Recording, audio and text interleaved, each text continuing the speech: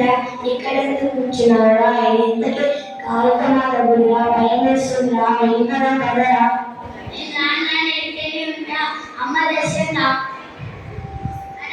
పోదాం ముందే మా అమ్మ నాన్న చెప్పకుండా వచ్చిన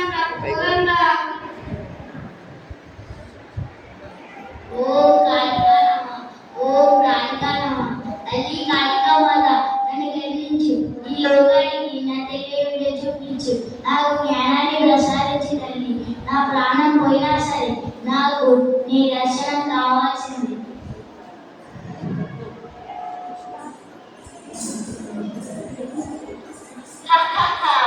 రామకృష్ణ, నీ భక్తికి నేను మెచ్చాను, కానీ నా భయంకర రూపాన్ని చూసి నువ్వు భయపడలేవేమిటి?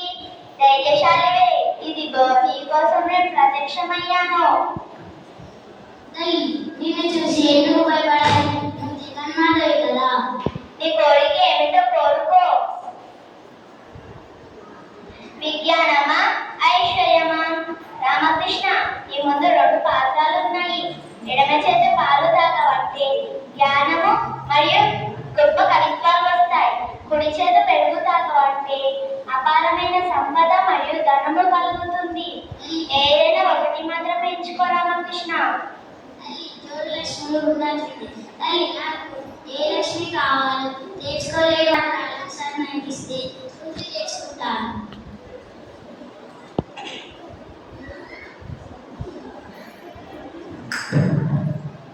ఒరే మూర్ఖుడా, నేను ఇస్తే ఒకటే తాగమన్నా కానీ రెండు కలిపి తాగేమిటి? నాగ్యను ధిక్కరిస్తావా?